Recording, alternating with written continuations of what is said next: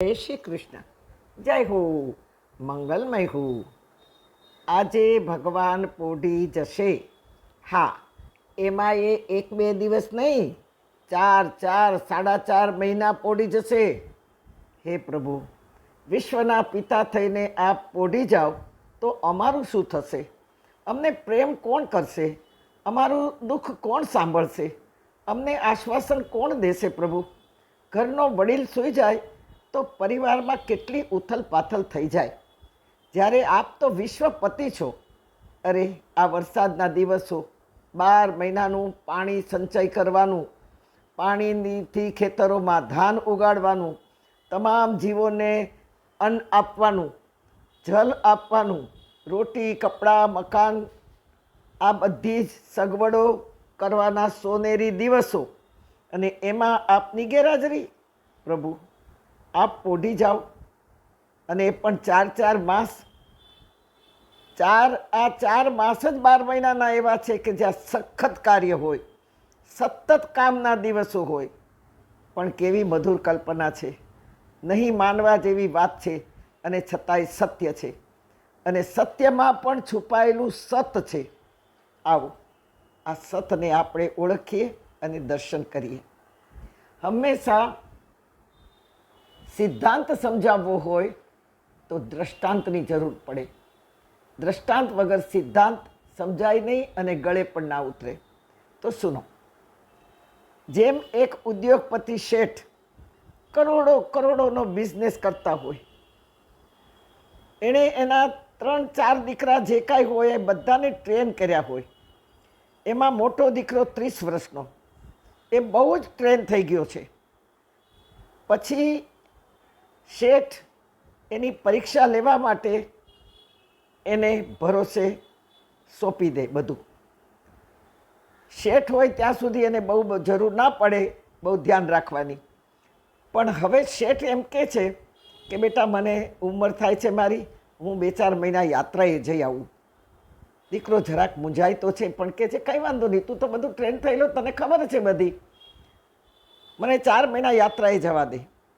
અને શેઠ 4 મહિનાની યાત્રાએ જાય. શા માટે જાય? દીકરાની હિંમત, દીકરાની મહેનત, એની હોશિયારી, અને ગ્રાહકો સાથે જે ડીલ કરવાની જે સાયકોલોજી છે એ એણે શીખી લીધી છે.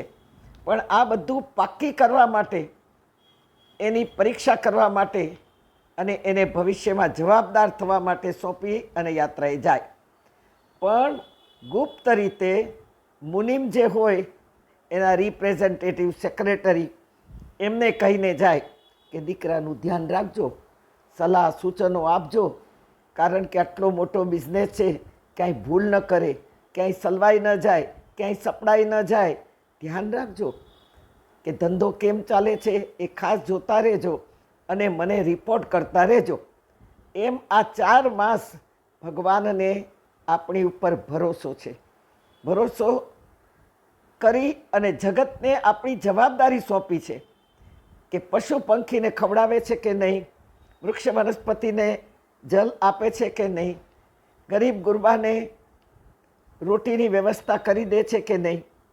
જાત જાતનું કે જે આ જગતમાં જે બનતું રહ્યું છે એના ઉપર નજર કરવાની દીકરાને જાણે જવાબદારી સોંપી હોય, એમ આ જવાબદારી આપણને સોંપી છે ભગવાને.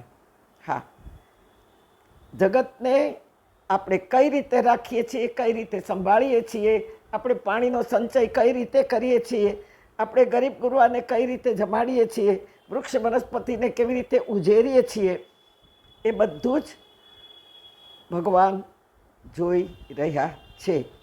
અને વળી એમના પ્રતિનિધિ, કે ક્યાંય આપણે અટકીએ નહીં, ક્યાંય ભટકી નહીં જઈએ, એ માટે એમના પ્રતિનિધિ છે આચાર્યો. વ્યાસજીના ભરોસે આપણને સોંપ્યા છે. તેથી આ 4 માસમાં સત્સંગો થાય, ભાગવત કથાઓ, ભજન, કીર્તન, જપ, જાપ, પૂજન, દેવોના સ્થાપનો જેવા કાર્ય થાય કે ભગવાન જાગે ત્યારે આપણા કાર્યને જોઈને ખુશ થઈ જાય.